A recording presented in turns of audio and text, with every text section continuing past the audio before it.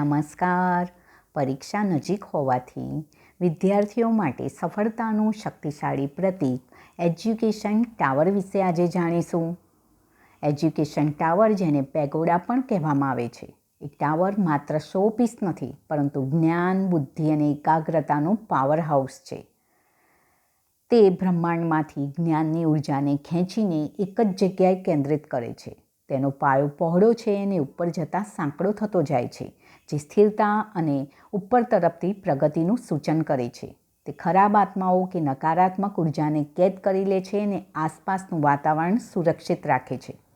બજારમાં 5, 7, 9 કે 13 માળના ટાવર જોવા મળે છે, પણ વિદ્યાર્થીઓ માટે 9 માળનો ટાવર એ શ્રેષ્ઠ માનવામાં આવે છે. તે પરીક્ષામાં સફળતા અને ઉચ્ચ અભ્યાસ માટે ખાસ વપરાય છે.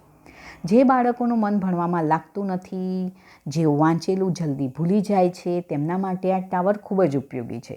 બાળકની એકાગ્રતા વધારે છે, મનને શાંત કરે છે, વિચારોમાં સ્પષ્ટતા લાવે છે, તેથી પરીક્ષામાં સારું પરિણામ મેળવે છે.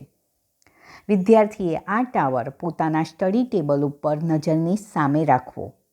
ઉત્તર પૂર્વ દિશા જ્ઞાન અને દક્ષિણ દિશા છે, તેથી બાળકના રૂમમાં અથવા હોલમાં ઉત્તર પૂર્વ ખૂણામાં મૂકી શકાય. તેને બાથરૂમ કે ટોયલેટ, કિચનમાં, તૂટેલો કે ખંડિત ઘરમાં ક્યારેય ન રાખવું. તેના પર ધૂળ જમવા દેવી નહીં. અઠવાડિયે એકવાર સાફ કપડાથી લૂછવો. ધૂળવાળો ટાવર વિચારશક્તિને મંદ કરે છે. મહિનામાં એકવાર તેને કુમળા તડકામાં અથવા પૂનમની રાત્રે મૂકવો, જેથી તે ફરી ઉર્જાથી તાજો થઈ જાય છે. જ્યારે તમે ટાવર મૂકો ત્યારે મનમાં દ્રઢ સંકલ્પ કરો, આ ટાવર મારી કે મારા બાળકની વિદ્યામાં વૃદ્ધિ કરી રહ્યો છે. આ વિદ્યાર્થીઓ માટેનું એક આશાનું કિરણ છે. તે વાતાવરણમાં શિસ્ત અને એકાગ્રતા ઊભી કરે છે. જોકે યાદ રાખવું જરૂરી છે કે ટાવર માત્ર સહાયક છે, તે મહેનતનો વિકલ્પ નથી. જ્યારે સખત પરિશ્રમ સાથે આ ટાવરની સકારાત્મક ઉર્જા ભળે છે, ત્યારે વિદ્યાર્થીને સફળતાના શિખરે પહોંચતા કોઈ રોકી શકતું નથી.